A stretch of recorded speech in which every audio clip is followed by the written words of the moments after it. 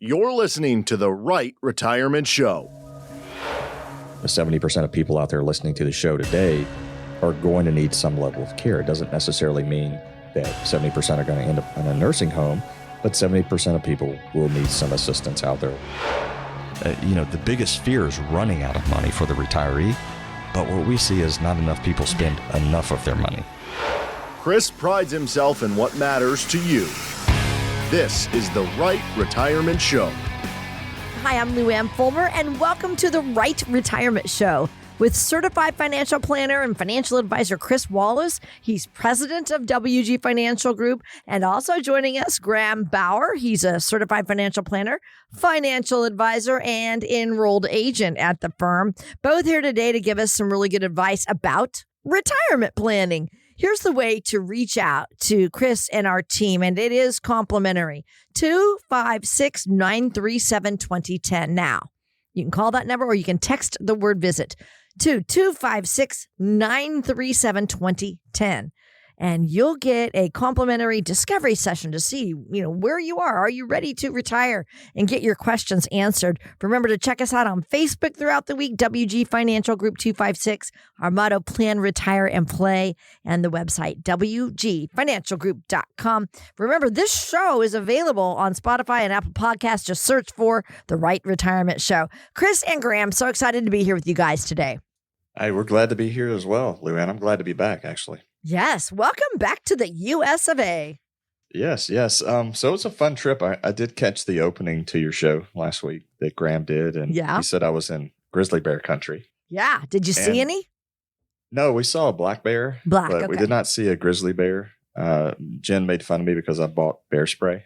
No way. Do you have it in like a fanny pack belt? Oh, no. That's hilarious. I asked her to carry it. Okay.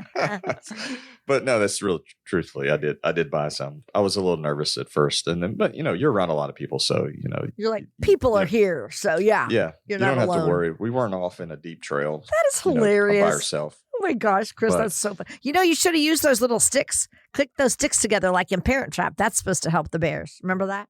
The movie Parent Trap? Yeah, I forgot about that, actually. But I'd be too afraid that that's a movie that wouldn't work and they'd still come after me. Yeah, I know. So, I'm kind of a tall and, decent sized guy or whatever, but you're no match for a grizzly bear. Nope. Yeah, probably not. I mean, you can also, just as other travelers are walking past you, you can put a little raw meat on their back or something in case a bear does come around. You're not going to seem like the most attractive option. Yeah, or some berries. They eat berries. Yeah, or berries. They That'd do? probably be less creepy. Yeah. So it was fun. So we went to Banff. I don't know if you're familiar with that. It's BANFF. BANFF. So one of my advisors on the team said, I thought you were saying Banff with an M. And I said, well, I probably was because I'm from the South. And it's just easier to say than to go Banff. Banff. It's just, Banff. So, but it's beautiful up there. I had some pictures on my Facebook page where the water is, it's the bluest water I've ever seen. And the pictures, Graham's seen them. It looks fake. Like it looks like I put a filter and it's not a filter. It's just the way the water looks. I'll throw one out on the company page so people can see that. You should. Yeah. It sounds beautiful there. Yeah. Highly recommend it if you are travelers in retirement.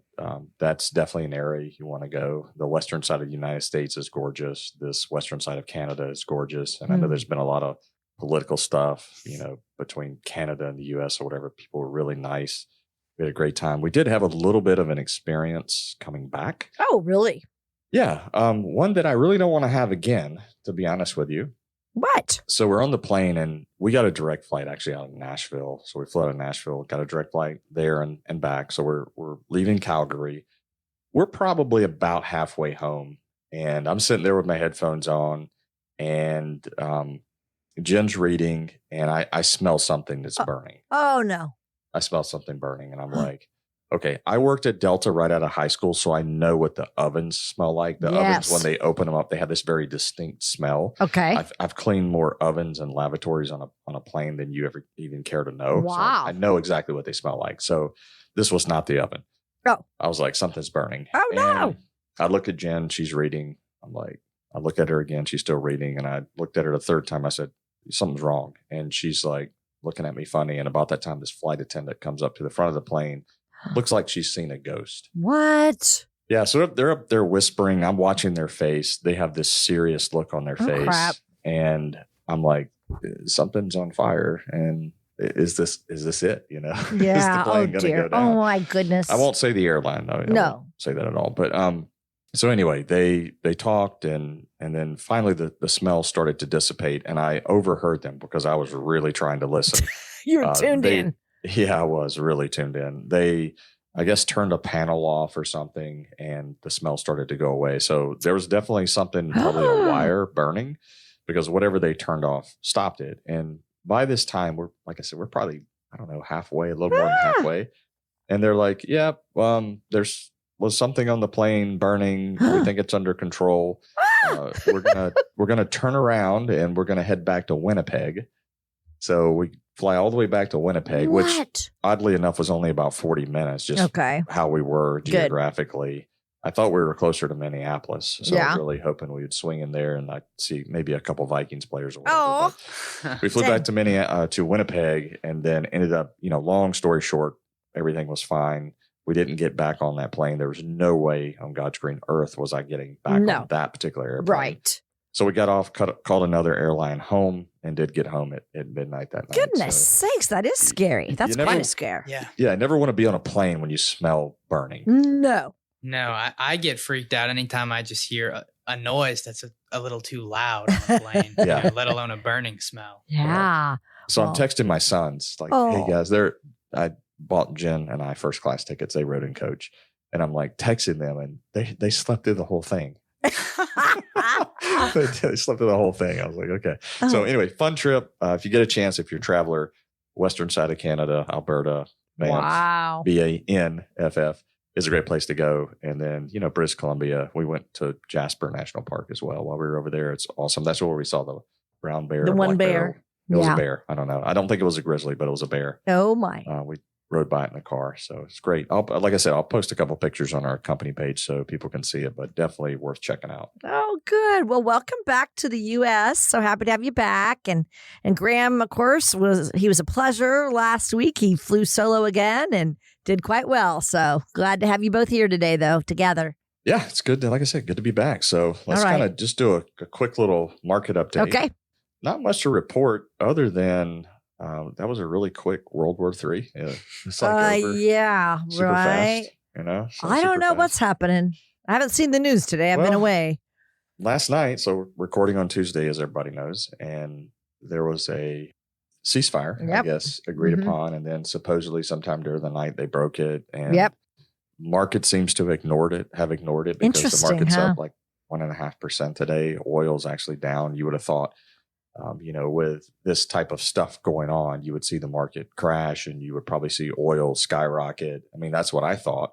So all this is taking place on Sunday. Things are getting kind of ugly on Sunday. I'm watching the futures.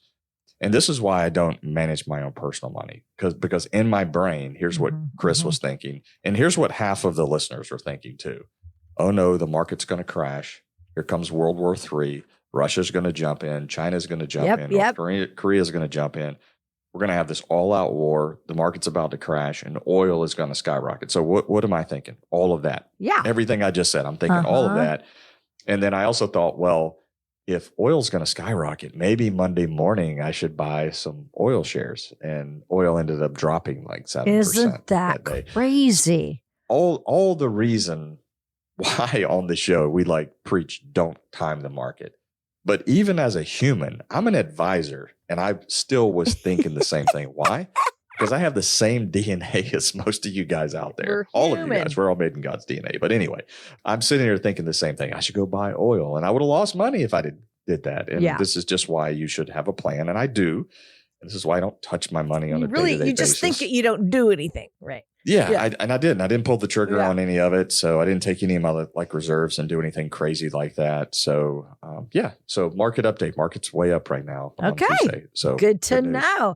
And then next on our agenda is the federal minutes. What do you have for us? Yeah. So let's Fed minutes this week. I'll make it kind of quick because we did a little bit of a recap of my vacation there. So I want to talk about the TSP. I don't think I've talked about this before. So if I have, it'll be a repeat. Great. Not everybody heard it, so maybe they'll hear it this time. All right. When we talk about TSP, so if you are the spouse of an employee, a federal employee, and that your spouse passes away and you inherit the TSP and you keep it at TSP and you put it in your name at TSP, all of that's fine. The problem becomes when you pass away.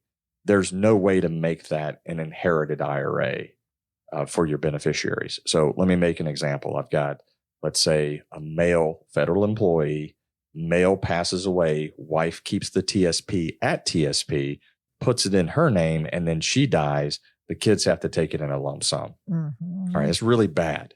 That's not a good thing, because that means you're going to have a whole lot of taxes due at the time you have to take that distribution. So you really need to think about these things, especially when you have a TSP and you're the beneficiary of it and you leave it there, because what happens is when a spouse passes away, there's a lot of psychological things that happen. And one of those things that happens is, like, say, for an example, they had a car. You might be inclined not to sell that vehicle for a while, maybe ever, because you're like, that's their car. I can't sell it. It's personal to me and I want to keep it. And I understand all that. I get it. The same thing can happen with like stocks. The same thing can happen with investment accounts. So with like the TSP, to hang on to it, you're really putting the kids in a bad spot because they can't do what's called an inherited IRA. So that's just kind of one of these little unique things that happens with TSP that I just think that surviving spouses need to be aware of, especially if they've kept it at the TSP location. So, okay. Yeah. And so, Chris, just to kind of clarify for the listeners, and that was a good explanation. But so, for example, like if spouse passes away, have $750,000 in TSP, they put it in their spouse's name. So it was the deceased spouse's account. Now it's in the surviving spouse's name. Correct. They die and it passes to a beneficiary. They have to take all of that in Lump 1 sum. year, a $750,000 taxable income. 37% tax rate. Yeah. Plus 5 or so on state. Versus, having an inherited IRA and taking it over 10 years. That's correct. Yeah. I mean, that's just one of those oddities about TSP, because you don't see that with a lot of normal 401k accounts. That's because the TSP is not really a 401k. It's a TSP, but it has a lot of the same, call them rules and behaviors of a 401k, except for that one. I say except, I'm sure there's a couple more, but by and large, that's the big one that you got to know about. And so like, you can just know that surviving spouses, at times will want to hang on to that because that was, my spouse's TSP and I want my kids to get it. Well, they're going to get it. They're going to get it in all the taxes too. And the taxes. Yeah. Yeah. You have to think about these things. It is hard. And again, I have not lost a spouse, but I've sat with a ton of people who have, and it's an incredibly sad time, but you still have to try to make good decisions based upon information that you have. And I just thought this was a good one to mention this week. So it ended up taking longer than I thought it would, but it's an important one. There are spouses out there, surviving spouses of federal employees who have rolled the TSP in their name, and they need to hear this. Yeah. And I think ultimately, some people will sometimes take the stance of, that they maybe don't care quite as much what happens tax wise once they're dead and gone. But I think that comes down to sometimes the conversation I'll have with people where it's like, do you hate paying taxes or do you just hate when you pay taxes? Because there is a distinction between the two things, because, taking a large TSP balance in a lump sum versus a 10-year period, even if you're not alive to see it, that is probably tens of thousands, if not more, depending on your balance, that is going to be saved by your beneficiary, not going to the government, going to your kid or whoever you're inheriting to. Yeah, exactly. Okay. So excellent. It's good stuff, right? Yeah, good stuff for that. Anybody working for the government. Now, what about real talk? You have something for us today, don't you? Well, we thought we did. But we were looking, because normally I send one out. Sometimes Graham does. Did you have one, Graham? If not, I've got plenty I can talk about right now, because I saw some stuff this week that I thought we should just kind of talk about? Yeah, I think ours for this week kind of went missing, and Yep. that MIA. got sent over. Yeah. We were checking our emails. We were checking our text messages to you, Luann, and so we couldn't find it actually. So I know. I thought we had something, but I guess it was a couple of weeks ago. Yeah. So, so what I saw this week, I just saw sometimes things get in your cookies and your algorithms on Facebook. Yes. We talk about this a lot. Yeah. And what I've seen a lot lately is, like tax classes, like come learn the secrets that retirees need to know about lowering your taxes in retirement and stuff like that. And I've seen countless number of advertisements, and it's, come get a meal at the library or come to this location and just learn tax secrets. And I'm like, why do they have to have you come to a meal? Why don't, if you could just listen to us on the air and we'll kind of talk about the things that maybe they might say in the tax class, but there's not, in those types of classes, you're not going to learn some secret that the IRS doesn't know that you know about. Not a legal one, at least. At least not a legal one, right? And they're not going to. They're not going to say anything illegal either. But yeah, it's been my experience with the individuals that do those types of classes. A lot of them sell life insurance, and one of the quote unquote, I'm doing my quotations here, tax secrets is that you buy this like cash value life insurance and do these Roth conversions, and not Roth conversions. You take pre-tax money and you buy life insurance in order to grow cash value inside the life insurance policy, and then you can turn around and take it tax free, and that's how they kind of sell their product or whatever to you. But that's not the way to do it. In our opinion, that's not the way to do a Roth conversion. So when we're talking about these people doing these types of classes, I see them advertised on Facebook. More than likely, you're going to eventually hear some pitch about universal life insurance or whole life insurance and cash value withdrawals, tax free. So our opinion is, if you're going to do a Roth conversion, that's fine. Roth conversions are fine, and I would say that it could benefit a lot of people. And I think people should be looking at that as these rates continue to be where they are, tax rates, that is. But when you Roth convert, the idea of the Roth conversion is to pay taxes at a lower rate today. And that's really the thought process, is that tax rates are likely to increase in the future, but you should not Roth convert and leave it in a low growth vehicle, in our opinion. We are advocates of if you Roth convert, then you should be more aggressive with your Roth IRA money, because it's growing tax free for yourself. It's growing tax free for your beneficiaries. And, our opinion is to be more aggressive with that. There are rumors, I won't say there's rumors, there are quote unquote strategies, because I had somebody come into my office and they asked me this question: what do you think about putting IRA money into an annuity and using the bonus to offset the taxes on the Roth conversion? And I'm like, terrible idea, horrible. One, I'm not against annuities by no means. I'm against certain types of annuities. But to do a Roth conversion inside of an annuity where you're going to convert and then probably get somewhere around a 4%, maybe 4.5% rate of return, it's going to take you forever to overcome the taxes on that conversion. So I just be careful who you run into and kind of hear things from at these types of classes, because I'm telling you, you have to understand the strings with insurance products. You really do. We use them at the office. We use very specific ones in very specific ways, and we do our best to explain those.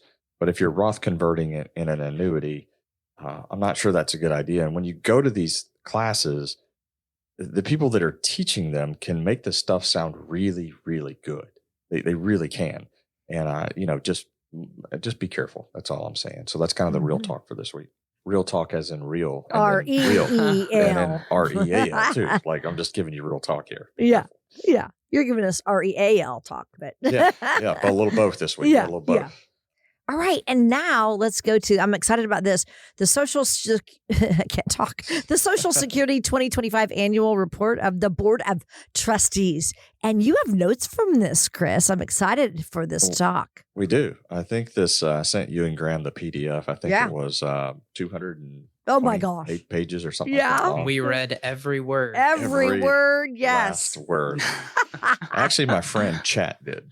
Yeah. Your Chat friend GPT. Chat. We had a little assistance. So yeah, we had a little outline. Yeah. It's not exactly light reading. No, it's not. I Still tried. not. I got through the first couple pages and fell asleep, and I was like, I'll never finish at this rate. Yeah, right, never right. finish. You tried. Right. Good job. So my friend Chat kind of put a summary together for us, and I thought it was really interesting. So first of all, I do want to just kind of talk about just Social Security in general. So Okay. this, idea of Social Security being in trouble, this has been around for a long time. And I'm talking about all the way back to the 1950s and 60s, 1970s. They did some reforms in 1982, 1983. And in 1990 or so, they did some additional things by increasing the payroll tax by a little bit. So this is not a new problem. What I think is new here is, and we've talked about this quite a bit, there's just so many different ways to get your news today that it's just all in your face all the time. And it's going to go broke and it's going to go broke and, yada, yada, yada. So anyway, they released information basically saying that by 2033, the program could go broke. It is running at a deficit. And, no, that's not a shocker to anybody. We know that the program needs some reforms. And what we discovered here and putting together the summary is there's several things that they can do. And what I was kind of happy to see, Graham, and you and I talked about this pre-show, that it kind of followed the same stuff that we've been talking about for a while on the show, because this is not the first time we've talked about Social Security and the reforms and the going broke and all of that. But one of the first things that they talk about is potentially increasing the payroll tax. So today, between the individual and the employer, it's 12.4%. So we're looking at an increase of potentially up to 16.05. So a total increase of 3.65%, but that would just be halved, right? So the employer would pick up half and you would pick up half. The net effect is it's a tax increase. And by no means are we sitting here going, yeah, that's what they need to do, because that comes out of my check just like it does yours. But this is something we said all along that this is a likelihood, because there's just not enough money coming in right now to support the system. Yeah, and this has been done before on some level. Well, obviously there have been many raises, and I think this is something I've thrown out a lot of times on the show because I think it's really interesting to look at historically how but between basically the start of Social Security, but even if you just peel it back to like the 1960s through 1990s, there was raises in Social Security, FICA taxes, really every couple of years at the most. Back in 1961, it was like 3% between the employer and the employee. And by 1990, we're up to the 7.65.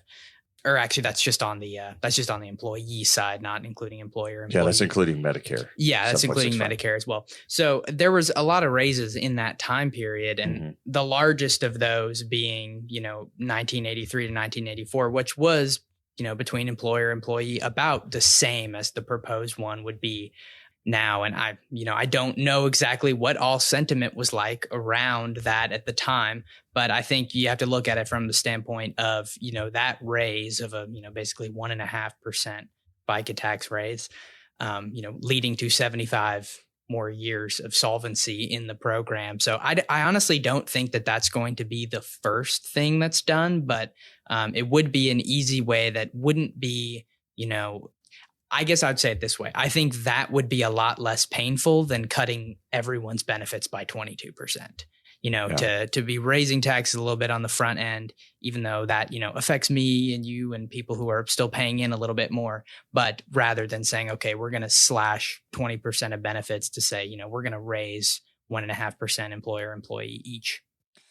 Yeah, the wage cap is what's going to happen first, I think. And I want to say right now it's around, I don't know what it is for 2026 or 2025. I think it's 178,000 roughly. Mm-hmm. Yeah, is that things correct? Like 176, 178, something like that. Yeah, it's in the high 170s. It goes up, every year. I think it's somewhat indexed to inflation, not like a perfect science, but they do have adjustments to it.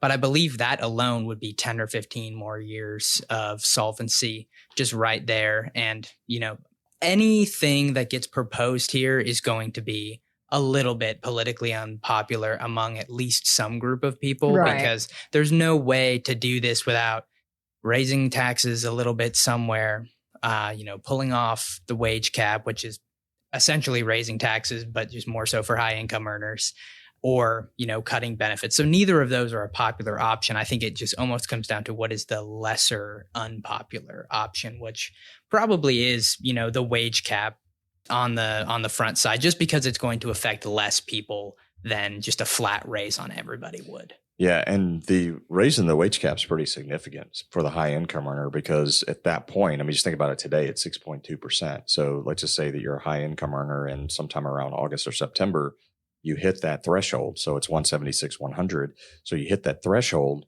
and you stop paying into Social Security at that point. You continue the Medicare at 1.45, but you essentially get a 6.2% raise for the remainder of the year. So if they raise that to say 400,000 and you make less than 400,000, you're going to pay into Social Security 6.2% the entire time. So it's fairly significant. That's why the increase is there. That's why the increase in years that the program will last is there. We have always said we feel like the likelihood of that happening is very, very likely. I feel like they're going, I don't know that they'll take it all the way off, but I do feel like they'll raise it significantly to capture more dollars going into the system. Mm-hmm. And then I've said this for probably a couple of years now, that I don't see how we cannot have a payroll tax increase. Again, not that I want it, because it's money out of my check too. But if I look at, as Graham kind of noted, I guess you had the Social Security website pulled up, kind of going through the years, because I have the same one pulled up. There was a lot of increases really since Social Security started. At one point, it was like 1%, and now we're at 6.2%. And the last time that the payroll tax was increased was actually back in 1990. That's a long time ago. Again, not advocating for it, but it is a very political thing. And I think that if Social Security is going to continue to survive, then, those couple of things have got to happen, and they've got to happen soon, sometime within the next, I would say, 2 to 4 years.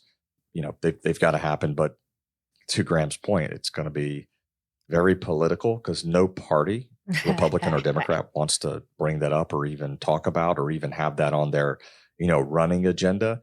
But the next go around, when we get to 2028, if nothing's done by then, you got to talk about that, because we're talking 5 years it's done. And I will say this, as we're getting near the end of the first half of the show, Congress will wait till the last minute. That's just how they do things. It's crazy. After 52 years of my life, and I would say a good solid 25 or so being politically paying attention, they just do things at the last minute. And what's going to happen here is the party that's in office at the time will have no choice but to pass something. And then they'll turn around and say, I was part of the party that put forward the bill that saved Social Security. Yeah, that's I what sound like say. A politician. Yeah. Was that good? I think yes, I'm running for office. Very, very. You couldn't pay me enough to run for office. But that's what's going to happen. The party in office is going to be the ones that say, I was part of the Republicans or Democrats that saved Social Security, and that's what's going to happen. So anyway, that's all we got to say on Social Security. We're at the end of the first half of the show. Appreciate everybody listening. If you're in the car catching this on the way to church, then you can hop out to Apple Podcast or Spotify, and you can search the Rite Retirement Show and listen to the full episode. Appreciate everybody listening. If you'd like to call and set up a discovery session, you can do that by calling 256-937-2010. Again, 256-937-2010. Are questions about your financial future, such as, have I saved enough? Or will my retirement last, keeping you up at night? Text VISIT to 256-937-2010. That's text VISIT to 256-937-2010 and schedule your consultation today. Are you a federal employee feeling pressure from the early retirement offers like VERA, VSIP, or the Deferred Resignation Program? Recent government initiatives have introduced significant changes to federal retirement programs, making employees feel pressured to consider early retirement or face potential layoffs. At WG Financial Group, we help guide federal employees through these uncertain times. Our team understands the complex federal retirement systems and can help you make informed decisions. Call 256-937-2010 to schedule your complimentary discovery session with us today. We'll help you assess your options and create a personalized retirement plan to help you feel more confident. Visit WGFinancialGroup.com or call 256-937-2010 to book your session. Firm is not affiliated with the U.S. government. Investment advisory services offered through AE Wealth Management, LLC, an SEC registered investment advisor. If lingering doubts like, have I saved enough? Or will my retirement funds endure? Are on your mind? It's time to consult with Cris Wallace. Text VISIT to 256-937-2010. That's 256-937-2010 to book your appointment and get the answers you need. Thank you so much for joining us today, spending part of your day with us. You're listening to the Rite Retirement Show, and I'm Lou Ann Fulmer, of course, here with Cris Wallace, president of WG Financial Group. He is a certified financial planner and financial advisor at WG Financial Group. And then, of course, we have Graham Bauer on our show as well. And he is a certified financial planner, financial advisor, and an enrolled agent at the firm. So 256-937-2010. Remember, that's the phone number. You may call or text that number. And so excited to have you along with us today. So we talk about retirement planning on our show, right? And it can feel like a big deal when it's your retirement coming up. But who better to learn than from people who've actually done that? Retirees who've been there and done that. And so right now, Cris and Graham are going to take us through 5 super simple retirement planning tips from real retirees, people who have been there. So I think I'll give this one to you first, Cris, and you guys can just go back and forth. Give us tip number 5 from a real retiree. What would they say, or what have they said? Yeah, well, you mentioned retirement's, a big deal. It is a big deal. There's a lot that goes on emotionally, psychologically, with your money, how you feel, what are you going to do with your day? So retirement is a big deal. But we would say, as you're prepping for retirement, I'll tell you how I do it, and then you can take from that whatever you want to take. So number one is you should try to live below your means, so you can spend less now so you can save more for later. And it's about balance and not really sacrifice. Okay, so there are famous people out there that, want you to live by eating TV dinners and you got to sell everything and do this. And that's just not the way that I do it. Okay. So my financial plan is I want to have my savings buckets, and I want to fill those buckets every year. And if those buckets are full, then that means that I'm going to hit my targets. I should be on track to retire sometime when I'm in my middle 60s, and I should be able to have a comfortable retirement from there. Everything else is spent making memories. So we talk about the making memories money. So, if I've hit my 401k max and I'm maxing my HSA, and I'm also putting some money into after-tax, kind of like brokerage account savings, then if there's money left over, then I can go on the vacations. I can take the kids. I can do the things while I'm still young and mobile, because I'm balancing, saving for retirement and then also making some of those memories today. So that is really tip number 5, is really live within. I won't even call it below your means. Mm-hmm. What I would say is live within your means. Make 100% sure, at the very bare minimum, as you're saving, that you're putting money into a 401k, at least getting the match. In my case, I want to make sure that I'm maxing it all the way out. So when I say maxing it out, what do I mean by that? Well, I've heard people say I'm maxing my 401k, and they'll tell me, like TSP, for example, federal employees say, well, I'm maxing it out. Well, like, okay, so you're putting in 23,000, or, no, I'm putting in enough to get the 5% match. It's like, oh, okay, well, you're not maxing it out. I'm fully funding mine, even the catch up, because I'm over the age of 50. And, so that would be the one thing I would say, is just make sure you're hitting those targets, so that you can take the excess from that and make memories with your children. Okay. It's really interesting to see how everybody's priorities can be different on the topic, because there's the one group of people that maybe more falls into the like FIRE camp, the like financial independence, retire early, where maybe their goal is to I just want to retire as early as possible. I don't care if I have to make sacrifices today. But to be honest, I do find that to be a smaller group of people. There have been conversations I've had with a lot of people in the, maybe the 40s and 50s age range, but even sometimes like later 30s, 40s, early 40s, about, you're getting a good savings rate in right now. Maybe you're saving 15 or 20%, and you're on a really good track for retirement at, an age 60 or 62 or 58 or whatever the number is.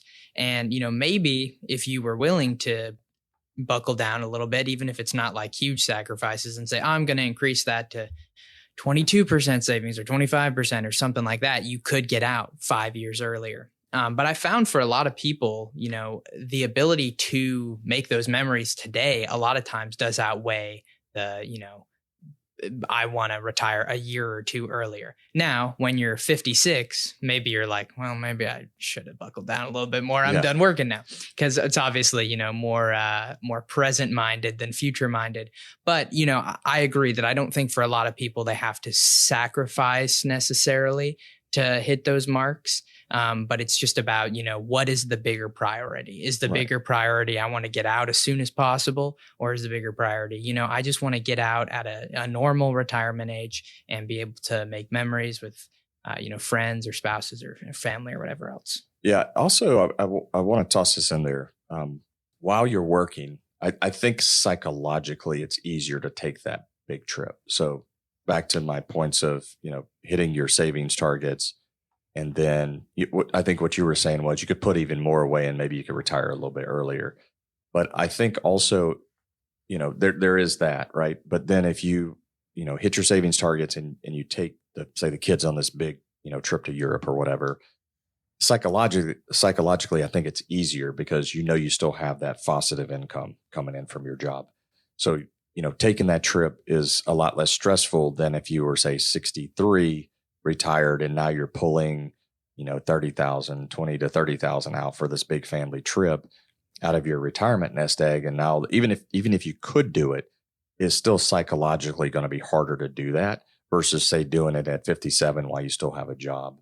So I think that's why some people are like, yeah, I'm hitting my savings targets and I'm trying to make some memories with the excess. That's the way that I'm doing it personally. So you don't have to be like me, but hey, that's what I do. Okay, we're going over retirement planning tips from real retirees. So counting down 5, 4, 3, 2, 1. The first one was live below your means, or at least live within your means. And, very smart tips there, guys. What about tip number 4, Graham? Yeah, so tip number 4 is about structuring your savings and just about regular savings using the tools that are provided to you, whether that's a 401k, Roth IRA, brokerage account, whatever else. And we touched on this a little bit with the last point, but, I think what can be really helpful here is a great start for someone, just starting out is obviously getting the match in your employer plan. There's really no reason not to do that unless you just literally cannot put away the 3 or 5% or whatever else without having to file bankruptcy or whatnot. So, I think that is a super important start. From there, like we sort of were talking about last time, I am personally a big fan of kind of backwards budgeting and figuring out what is that savings target that we need to get to. And then outside of that, once that's been set, then you look back kind of at the budget, because it's really hard to know, what all your expenses really are. It's easy to know what your rent is or your mortgage is, and it's easy to know like what your phone bill is and those fixed expenses, but anything variable, it's hard to get a good grip on it. So a lot of times it's a lot more helpful to just say, I'm going to put 15% in my 401k, and you just make that change and then, live on what's left. Whatever that is coming in, or say, I'm going to max out a Roth IRA, or I'm going to, do 10% in the 401k and max out a Roth IRA. For a lot of people, just the earlier you start, the better that it is. I hear all the time from people, Chris, I know you do too, that people just say, even people that did very well for themselves say, I just wish we had started earlier. Yeah. It's very common to hear that because, not that the fact that they didn't start earlier meant that they, couldn't retire at all or anything like that. But, they're just saying, man, we did a good job saving. We could have saved a lot more if we had made it a priority, even in a small amount early on. So the earliest time you can get started, the better. I ran into someone not too long ago who was in their early 30s and had just been, maxing out Roth IRAs since high school, or maybe not maxing out the whole time, but just doing small amounts from, paychecks through all that time. And I was very impressed. You think those small amounts, $100 a month or something, doesn't add up, but even over that course of time, it really adds up. Yeah, it does. One of the other things, in addition to using the types of accounts that are available to you, like some people don't have access to a 401k. So 401k is an excellent growth engine. The TSP is kind of the same way, because you can put a lot of money into it on an annual basis. So a lot of money goes in, it grows, you have a large amount at the end. But if you have just an IRA, you're capped at like the $7,000 a year. If you're in a simple, you can put in the low, like $13,000, $14,000 in that range in a simple IRA. So that's even less than the 401k. If you're in that situation, you have to figure out how to get more money in investments to kind of make up the differential. Because I would argue that I don't think you're going to be able to retire saving $7,000 in a Roth IRA. I just don't see someone today, looking at the, value of money, 30 years from now. I don't think they're going to be able to get there saving just $7,000 a year. So I think you got to be able to save more than that. And if you're using the tools and you don't have a 401k, you've got to figure out how to save maybe a little bit more money. The other thing I wanted to say here is get it automated. Like, make sure everything's automated, so you're not, having it come into your bank account and then you've got to push it out to whatever savings account or investment account. Make sure it's just automated. I think that'll help people as well. And then also just realize that, saving money, it takes time. And when you're younger, especially like nowadays, things are a lot more expensive than what they were just five years ago. And, you may not be able to max out a 401k until you're in your 40s or your 50s. But I would just encourage people to work up to that number. Always try to target, I would say, about 15% of their income going into savings. And of course, now I say 15%. If you waited until age 50 to start saving, 15% is probably not going to work. Mm-hmm. You've got to increase that percentage. And I think that goes back to kind of the point you just made about wishing, started. Some people say they wish they'd have started earlier. Yeah, I think a lot of people do. Mm-hmm.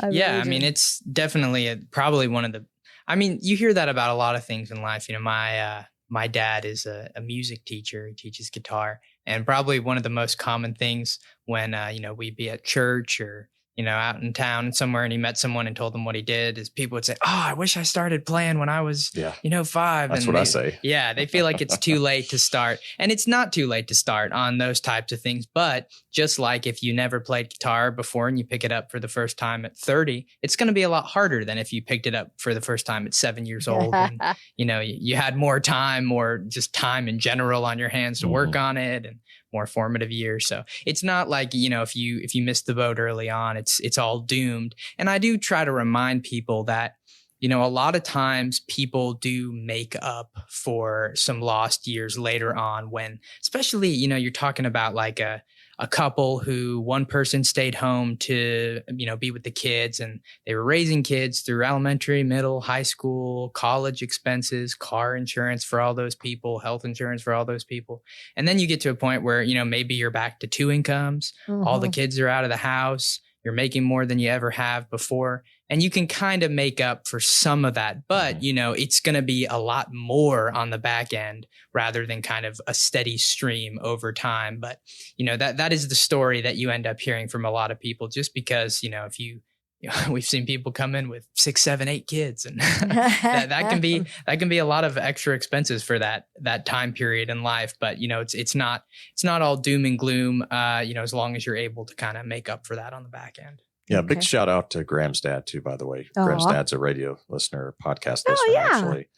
His dad is an amazing guitar player. So I don't want to sell that short. He's Graham said he's a music teacher. No, he's a very good guitar player, and Graham is as well. So maybe some of our people that come in should just tell Graham to bring his guitar. Graham does actually several music instruments, and I won't embarrass him, but he's highly talented. He's not only good financially, he's very good musically as well. I see a concert in our future on our radio show. Well, his you parents and your actually, dad. Yeah, his parents actually played at our Christmas party. They have before. Maybe the show needs a musical guest, like the Tonight Show or whatever. A little intro. Maybe he can create us a new intro. Yeah, big shout out to him. Though. He's an awesome guy. Graham's got a great family. That. Okay, cool.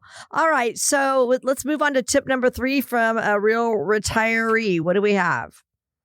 So invest in your health is this one, and I cannot tell you enough how important that is to really, and not only invest your money, but just invest some of your money into yourself to keep yourself healthy. So stay active.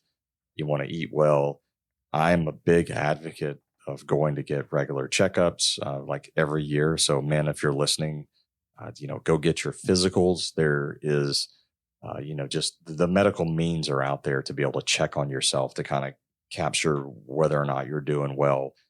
From a year-to-year basis, and hopefully with the blood work and the physical and the urine and all the stuff that they do, you can kind of catch things that are trending up or down. If down's bad, if up's bad, whatever way you'll know because you're getting your physical, every year to be able to keep up with that. So invest in your health. Like I said, stay active. Men need to be eating a lot of protein. Like we should be getting at least 1 gram per lean body mass that we have. Wow, so, really? For myself, that's about that's a lot. About 150. How do you get all protein. That? Well, it's hard, Luann. You have to really make a focus on it. So I think as we age, this is men and women, you just start to lose muscle mass, and there is longevity. The more muscle you have, the better things are from a blood sugar perspective. It also increases your longevity. And one way to keep your muscle mass up is to make sure you're getting enough protein. And it's hard. Like for myself, I'll kind of walk through my routine. Not that anybody cares, but maybe it'll help some people out there. Every morning I have a protein shake that has about 30 grams of protein. So I do 1 shake. I don't do like 5 shakes a day. That's not what you want to do. I'll eat some eggs. So eggs are about 7 grams of protein per egg. So eat 3 or 4 eggs. I don't always do the yolk. Sometimes it's just the egg whites. Try to eat a lot of chicken breast, lean red meat, to get protein in there. And I don't want to say that I'm getting 150 grams every day, but I'm trying to get above at least 100 for sure and getting as close to that 150 grams as possible. Myself, because I'm a business owner, I think you're aware of this. I did go through what's called like an executive physical, where they did a deeper dive into my body, because I feel like I have a lot of families that rely on me, not only my own family, but the client families that we have that I serve. And, running a business, I wanted to do a little extra and go through some full body MRIs and things like that and make sure that, that I'm in good shape, and all was good. So I did that recently. But, it's a big deal to invest in your health. What you don't want to do is, have something crop up in blood work that you could have caught 3, 4, 5 years earlier, but you just didn't go because you're like, I don't have the time, or I feel good. No, take the time. Most insurances cover a physical, and, have some extra things pulled. I always have my vitamin D pulled extra and just kind of keep, track of all that stuff. So it's important. Yeah. Health, very important. So you can live a long life in retirement and enjoy everything that you want to do. So we're talking about tips from real retirees, people who have been there, and they're giving us 5 tips. We're ready for tip number 2, Graham. Yeah, tip number 2 is about not rushing into retirement. And I think you can think about this from a couple different perspectives. I'll start with on the non-financial side. I really think, when someone is thinking about going into retirement, it's getting closer, you shouldn't be rushing into it without not only a financial plan, but also maybe a plan of some goals and some things that you want to do in retirement, kind of the why behind it all. And I know the very obvious answer is, I just don't want to work anymore. I don't want to have to be, at the office this time, or I don't want to have to do this or that or the other, or have a boss anymore. And all those things are totally understandable. But I do think it's super helpful to, be saying, okay, well, maybe my why is we're going to be helping out a lot with the grandkids, and, there's more on the way, and we're going to do a lot there, or we're going to be volunteering with our church, or maybe there's some kind of hobby that I haven't had time to do that I want to really pursue. It can be a lot of different things, but I think prior to retirement, it's a really good thing to be thinking about, before you pull the trigger. And then on the financial side, you always have to think about not just from a can I afford it, but, there are some people that we talk to that have situations where, they're looking at it. And I had a conversation the other day with a couple of clients, and we were talking about, retiring now versus a little bit later. And the difference was really the spending capacity. It wasn't like, can you retire today? But it was like, if you retire in 2 years from now, it might be another $1,000 a month of spending capacity versus retiring today with, $1,000 less than you would have in 2 years. Mm-hmm. And the question becomes, is that 2 years extra in retirement worth the extra $1,000 of spending? And that answer really just depends on the person. How much do you enjoy your job? How much purpose does that bring you? Are you in a rush to get out? Or are you just kind of happy to be done whenever you kind of decide it's time, or when you have the TBD 2 bad days or whatnot.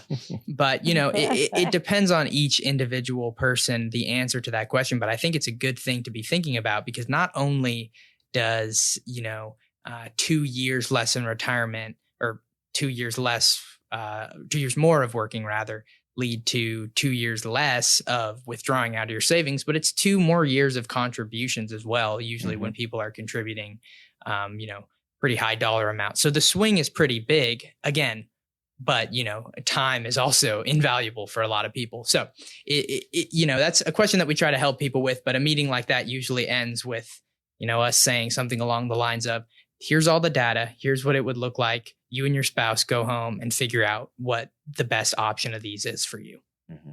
Yeah, I think through most of the tests that I've ever taken, which I've taken a bazillion, it seems like I know you have as well.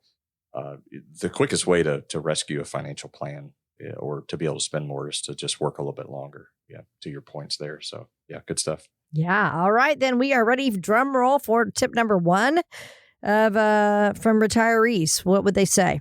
Yeah, so this is a no-brainer for a lot of people, I think, and most people would guess it. If I said, "Oh, what's the number one reason or number one tip?" and it would be to start saving early. And we touched on this earlier by feedback that we've received from people. Graham talked about, he's had a lot of people say to him, "I wish I'd have started earlier. Yeah, I wish I'd have found you earlier." Things like that. Starting out early is really important. If you're younger, find a couple of good people to follow that are quality individuals, because the reality is this: when you're younger and you don't have as much saved, it is harder to work with a financial advisor on like a one-on-one basis, because you're just kind of getting started out. So, kind of pick some people that you like to follow, maybe on social media. Maybe it's us listening to our podcast but start early, start finding that mentor and start saving early, because you'll thank yourself later on. I mean, once you start to see your money grow, your net worth grow, you're tracking your net worth and it's going up every single year. That's a really good feeling. And, I can't encourage people enough to start early. It is one of the things that I've talked to my kids about. It was not talked to me in the way mm-hmm. that I talk to my kids about it. Mm-hmm. And frankly, one of the questions that I ask people that come into the office is, when you were growing up, who taught you about money, who taught you to save, who taught you to invest? And the overwhelming majority of the time, the answer I get is this: my family really didn't talk about money. We either grew up poor or we grew up middle class or whatever the case may be, but my family really just didn't talk about money.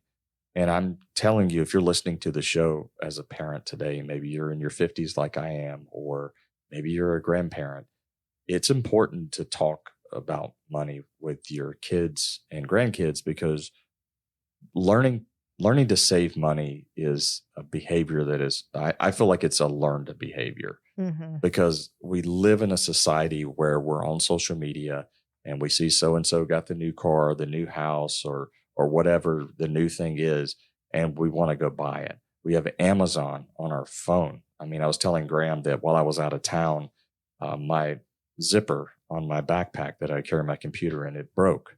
And so I'm, on Amazon from the Minneapolis-St. Paul airport, ordering a new backpack. It's how easy it is. It's at our fingertips, and everything can be bought, very, very easily. So yeah, I don't know. You gotta pay attention to that kind of stuff, and just, watch how easily you spend money in some cases, and really focus on savings, and just make sure that, families are communicating that, because again, I've heard it so many times, Graham, that, that their family just didn't talk about money. And I that's the way I grew up. So you kind of, in a lot of cases, you'll, just do what your parents did in a lot of cases. And if it's stuff money in savings, well, that's good. You're saving money, but you need to learn how to get that money to actually work for you and grow.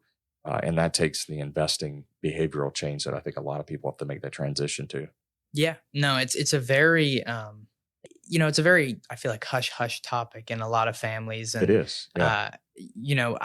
And there's a lot of reasons for that. I think parents maybe don't want to stress their kids out or make them feel like they're intertwining them in their finances. And I'm not necessarily advocating you like giving your kids a balance sheet of all of your assets and saying, oh, this is this and this is where we have all this, but just some basic financial education of, this is, how we save, and this is how you should save. And yeah, teaching behavior early.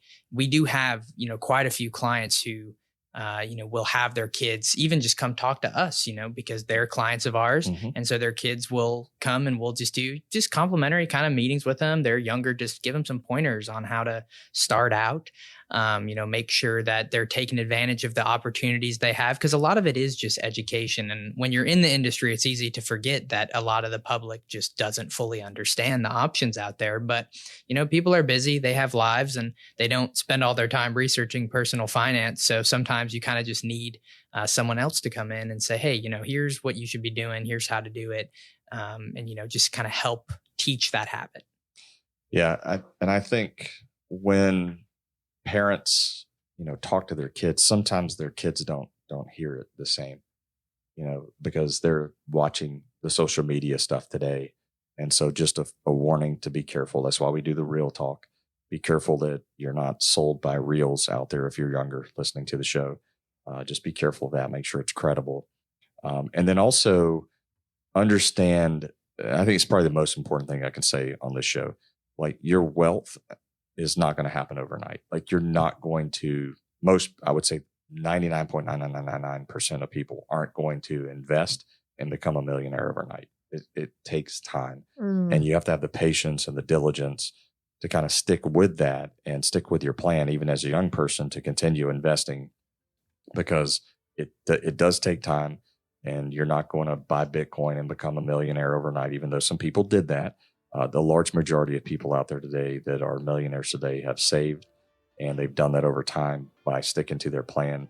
And I just kind of wanted to say that as we kind of close out the show here. So, Luann, it's been a great show. Yeah, that's it. Great. Glad to be back. Yeah, glad to have you back. It's been great, you guys. Good stuff. Yeah. So if you want to set up a discovery session, you can give us a call at 256-937-2010. Again, the number is 256-937-2010. Give us a call for your discovery session. Hope everybody has an awesome and blessed week. And remember to serve every person in every situation with a servant heart. Graham Bauer holds the enrolled agent designation, but is not currently offering tax preparation services. Neither the firm nor its agents may give tax advice. Individuals should consult with a qualified professional for guidance before making any purchasing decisions. Please remember that converting an employer plan account to a Roth IRA is a taxable event. Increased taxable income from the Roth IRA conversion may have several consequences. Be sure to consult with a qualified tax advisor before making any decisions regarding your IRA. Investment advisory services made available through AE Wealth Management LLC, AEWM. AEWM and WG Financial Group are not affiliated companies. Insurance products are offered through the insurance business WG Insurance Services. WG Financial Group is an investment advisory practice that offers products and services through AE Wealth Management LLC, AEWM, a registered investment advisor. AEWM does not offer insurance products. The insurance products offered by WG Insurance Services are not subject to investment advisor requirements. AEWM and WG Financial Group are not affiliated companies. companies. Investing involves risk, including the potential loss of principal. Any references to protection, safety, or lifetime income generally refer to fixed insurance products, never securities or investments. Insurance guarantees are backed by the financial strength and claims-paying abilities of the issuing carrier. This radio show is intended for informational purposes only and is not intended to be used as the sole basis for financial decisions, nor should it be construed as advice designed to meet the particular needs of an individual situation. WG Financial is not permitted to offer, and no statement made during this show shall constitute tax or legal advice. Our firm is not affiliated with or endorsed by the U.S. government or any governmental agency. Information and opinions contained herein provided by third parties have been obtained from sources believed to be reliable, but accuracy and completeness cannot be guaranteed by WG Financial. This radio show is a paid placement.